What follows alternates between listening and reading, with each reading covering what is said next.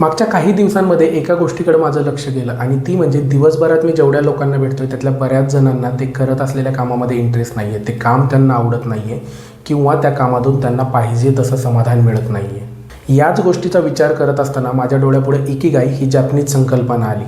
सरळ साध्या भाषेत सांगायचं झालं तर इकिगाई म्हणजे आपल्या जगण्याचं कारण शोधणं किंवा आपल्या जगण्याचा अर्थ काय आहे हे शोधणं। बऱ्याचदा काय होतं, कोणताही जॉब करताना, कोणत्याही कामात पडताना सगळ्यात पहिला आपल्या डोक्यात जो विचार येतो तो म्हणजे या कामातून मला किती पैसा मिळणार आहे।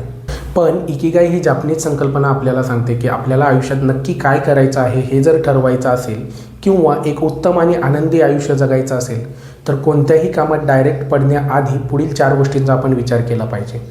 पहिली गोष्ट, तुम्हाला काय आवडतं। दुसरी गोष्ट, तुम्हाला काय चांगल्या प्रकारे जमू शकतं। तिसरी गोष्ट, सध्या जगात लोकांना कोणत्या गोष्टीची गरज आहे। आणि चौथी गोष्ट, हे काम करत असताना तुम्हाला तुमच्या उपजीविकेसाठी पुरेसा पैसा मिळू शकतो की नाही। माझंच उदाहरण जर देऊन सांगायचं झालं तर मला नवीन गोष्टी वाचायला, नवीन गोष्टींची माहिती घ्यायला आवडतं। मी वाचलेल्या किंवा नवीन घेतलेल्या माहितीवर जर मी थोडासा अभ्यास केला तर वेगवेगळ्या विषयांची मांडणी मी लोकांपुढे चांगल्या प्रकारे करू शकतो, ते मला चांगल्या प्रकारे जमू शकतं। लोकांच्या गरजेबाबत जर आपण विचार करायचा झाला तर बऱ्याच लोकांना आजकाल वेळ मिळत नाही आणि इच्छा असून सुद्धा त्यांना वाचन करायला जमत नाही। आणि अशा वेळी कुणीतरी आपल्याला नवीन संकल्पना, चांगले विचार साध्या आणि सोप्या भाषेत समजावून सांगावेत असं वाटत असतं।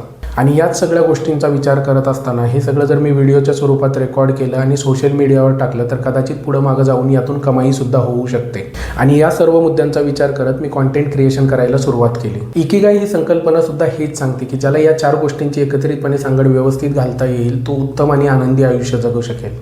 प्रॅक्टिकली बघायला गेलं तर प्रत्येकाला या 4ही गोष्टी एकत्रितपणे त्यांच्या कामाशी जोडणं कदाचित शक्य होणार नाही, पण यातल्या जेवढ्या जास्तीत जास्त गोष्टी तुम्ही तुमच्या कामामध्ये आणू शकाल तेवढंच तुमचं आयुष्य सोपं होईल आणि तुमचं फ्रस्ट्रेशनसुद्धा कमी व्हायला मदत होऊ शकते। हा व्हिडिओ जास्तीत जास्त लोकांपर्यंत शेअर करायला विसरू नका आणि पुढचा व्हिडिओ मी कोणत्या विषयावर बनवला पाहिजे ते कॉमेंटमध्ये नक्की सांगा। धन्यवाद।